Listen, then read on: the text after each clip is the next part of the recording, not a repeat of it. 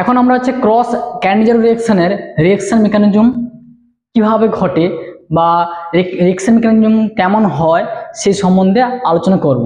তার আগে বলি যে আমরা রিঅ্যাকশন মেকানিজম কেন করব। কারণ যে অর্গানিক কেমিস্ট্রিতে যে সমস্ত কম্পাউন্ড থাকবে সেই কম্পাউন্ডের সঙ্গে যদি রিএজেন্ট যদি অ্যাড করা হয় তাহলে কিন্তু প্রোডাক্ট উৎপন্ন হবে। তাহলে প্রোডাক্ট উৎপন্নের ক্ষেত্রে কিছু বন্ড ফরমেশন হবে, কিছু বন্ড ব্রেকিং হবে। তাহলে bond making and bond breaking যে ঘটবে সেটা কিভাবে ঘটছে, বা যে গ্রুপটি নতুন উৎপন্ন হবে সেই গ্রুপের মধ্যে যে অ্যাটম থাকবে সেটি কোথা থেকে আসবে। তাহলে এই সমস্ত টোটাল আমাদের জানতে গেলে সেই রিঅ্যাকশনের মেকানিজম জানতে হবে। তাহলে অর্গানিক কেমিস্ট্রিতে যদি তুমি স্ট্রং হতে চাও তাহলে তোমাকে কিন্তু রিঅ্যাকশন মেকানিজম সম্বন্ধে ভালো ধারণা থাকতে হবে। তাহলে আজকে আমরা এখন হচ্ছে ক্রস ক্যান্ডিডেট রিঅ্যাকশন সম্বন্ধে আজকে আমরা আলোচনা করব। তাহলে এক্সাম্পল হিসেবে যদি আমরা বেনজালডিহাইড C+H সেই সঙ্গে যদি আমরা ব্যবহার করি ফর্মালডিহাইড এবং রিএজেন্ট যদি আমরা 50% NH ব্যবহার করি, তাহলে ক্ষেত্রে কি উভয় কম্পাউন্ডের ক্ষেত্রে কিন্তু কোনো আলফা হাইড্রোজেন নেই, ফলে উভয় কম্পাউন্ড কিন্তু নিউক্লিওফাইল দ্বারা আক্রান্ত হওয়ার সম্ভাবনা ম্যাক্সিমাম। কিন্তু এক্ষেত্রে কোনটার ক্ষেত্রে বেশি হবে? এক্ষেত্রে হচ্ছে ফর্মালডিহাইডের মধ্যে থাকা যে কিটো গ্রুপ, সেই কিটো গ্রুপের যে কার্বন সেটা হচ্ছে ইলেকট্রোফিলিক কার্বন। তাহলে এই কার্বনে OH মাইনাস দ্বারা আক্রান্ত হওয়ার বা নিউক্লিওফিলিক অ্যাটাকিং যে পাওয়ার এক্ষেত্রে বেশি হবে। কারণ এক্ষেত্রে বেনজিন অপর একটি মলিকুলের ক্ষেত্রে বেনজিন রিং থাকার জন্য এই কার্বনের মধ্যে যে ইলেকট্রোফিলিসিটি যে পাওয়ার, অর্থাৎ পজিটিভ চার্জের ক্ষেত্রে পজিটিভ চার্জের যে ডেন্সিটিটা সেটা কিছুটা হলেও কমিয়ে দিচ্ছে কে? এই বেনজিন রিং। কারণ কি বেনজিন রিং এর মধ্যে থাকা যে পাই ইলেকট্রন, এই পাই ইলেকট্রন রেজোনেন্সের মাধ্যমে এই ইলেকট্রোফিলিক কার্বনকে স্টেবিলিটি দিবে, যার ফলে হচ্ছে কি এই ইলেকট্রোফিলিক কার্বনের যে প্লাস চার্জ ডেন্সিটি কিছুটা হলেও রিমুভ হবে। ফলে হচ্ছে নিউক্লিওফাইল দ্বারা অধিক বেশি অ্যাটাকিং হবে এই ফর্মালডিহাইডের মধ্যে কার্বনের ইলেকট্রোফিলিক কার্বন সেন্টারে। তাহলে 50% NaOH থেকে আমরা OH মাইনাস আয়ন উৎপন্ন হবে বা পাবো। তাহলে এটি নিউক্লিওফাইল হিসেবে কাজ করবে। তাহলে যদি নিউক্লিওফাইল যদি এক্ষেত্রে অ্যাটাক করে এই ইলেকট্রোফিলিক কার্বন সেন্টারে, সেক্ষেত্রে এই পাই বন্ড ভেঙে যাবে। ভাঙলে কি পাচ্ছি আমরা? HCOH minus HOH। তাহলে এই স্টেপটিকে যদি আমরা স্টেপ 1 হিসাবে যদি চিহ্নিত করি, তাহলে এই স্টেপটি হচ্ছে ফার্স্ট স্টেপ, অর্থাৎ খুব দ্রুততার সঙ্গে নিউক্লিওফাইল অ্যাটাক করবে। তাহলে এই স্টেপের যে কাইনেটিক অর্ডার যদি এই রিঅ্যাকশনের ক্ষেত্রে যে রেট কনস্ট্যান্টের মান যদি K1 ধরি, তাহলে সেকেন্ড স্টেপে বেনজালডিহাইড তাহলে ডেল্টা প্লাস ডেল্টা মাইনাস, তাহলে ক্ষেত্রে যদি বন্ড এনার্জি আমরা দেখি, বন্ড এনার্জি C++ ও এর bond energy C single bond অপেক্ষা বেশি। ফলে কি হচ্ছে এই মাইনাস চার্জ যদি এখানে পাই বন্ড ফরমেশন করে, সেক্ষেত্রে এই মাইনাস চার্জ তাহলে এক্ষেত্রে মাইনাস চার্জ ড্রাইভিং ফোর্সের কাজ করবে। ফলে কি হচ্ছে এই CH বন্ডের যে হাইড্রাইড আয়নটি, অর্থাৎ হাইড্রোজেন পরমাণুটি হাইড্রাইড আয়ন হিসেবে নিউক্লিওফিলিক অ্যাটাক করবে কোথায়? অপর একটি কিটো কার্বনে।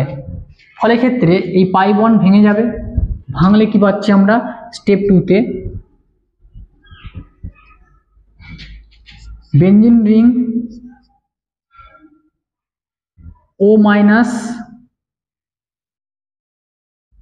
HH, এবং এই কম্পাউন্ড থেকে আমরা কি পাবো? C++OH।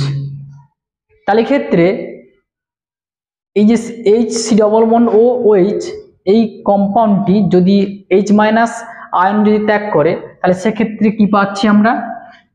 তাহলে HC++OH যদি OH বন্ড ভাঙে তাহলে H প্লাস আয়ন দান করবে। তাহলে C++O মাইনাস, তাহলে O মাইনাসটি যদি রেজোনেন্স করে তাহলে সেক্ষেত্রে কিন্তু হাইলি স্টেবিলিটি ফিল করবে।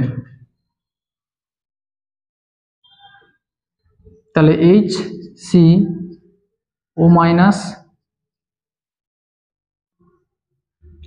সি ডবল বন্ড ও। তাহলে ক্ষেত্রে দেখো অক্সিজেন ক্ষেত্রে অক্সিজেন হচ্ছে মোর ইলেকট্রোনেগেটিভ দেন কার্বন, ফলে অক্সিজেনের উপর নেগেটিভ চার্জ, ফলে কি অধিক স্টেবিলিটি পাবে।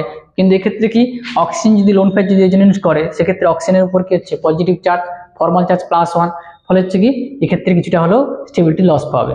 ফলে কি হচ্ছে এই ফর্মিক অ্যাসিডের ওইচ বন্ডের আম্লিক যে হাইড্রোজেন সেটি হচ্ছে কি এই মাইনাস দ্বারা আক্রান্ত হবে। আক্রান্ত হলে কি হবে ওইচ বন্ড ভেঙে যাবে। ভাঙলে আমরা কি পাবো স্টেপ 3-তে বেঞ্জিন রিং CH2 OH সেই সঙ্গে সি ডবল বন্ড ও মাইনাস Na প্লাস আয়ন। তাহলে স্টেপ 2-এ যেহেতু এখানে হাইড্রাইড আয়ন মাইগ্রেশন হয়েছে, তাহলে migration of H minus ion, তাহলে এই স্টেপটি হচ্ছে কি স্লো স্টেপ। তাহলে এই স্টেপের রেট কনস্ট্যান্টের মান K2। তাহলে ফার্স্ট স্টেপ এবং সেকেন্ড স্টেপের মধ্যে যদি আমরা রেট কনস্ট্যান্টের যদি আমরা তুলনা করি তাহলে কি দেখতে পাবো যে K1 very very greater than K2। তাহলে ক্ষেত্রে এই রিঅ্যাকশনের যে কাইনেটিক অর্ডার যদি আমরা দেখি, তাহলে এই রিঅ্যাকশনের ক্ষেত্রে কাইনেটিক অর্ডার অর্থাৎ ক্রম যদি আমরা লক্ষ্য করি তাহলে কি পাবো আমরা। তাহলে এই রিঅ্যাকশনের ক্ষেত্রে যদি আমরা কাইনেটিক থিওরি অ্যাপ্লাই করি তাহলে এই বিক্রিয়াটি কত ক্রমের বিক্রিয়া, তাহলে আমরা কি পাবো না rate of reaction proportional to concentration of প্রথম কম্পাউন্ড বেঞ্জিন CHO এবং concentration of second compound HC double bond OH এবং নিউক্লিওফাইল অর্থাৎ এক্ষেত্রে রিজেন্ট হিসাবে কি ব্যবহার করছি NaOH, তাহলে OH মাইনাস। তাহলে ওভারঅল যে বিক্রিয়ার যে ক্রম সেটি কত ক্রমের থাকবে ক্ষেত্রে, তাহলে অর্ডার অর্থাৎ ক্রম থার্ড অর্ডার বিক্রিয়াটি, তাই ক্যান্ডিজের বিক্রিয়াটি থার্ড অর্ডার বিক্রিয়া হয়ে থাকে। তাহলে আজকের এই ক্যান্ডিজের রিঅ্যাকশনটি খুব ইম্পর্টেন্ট কনসেপ্ট আমরা দিলাম।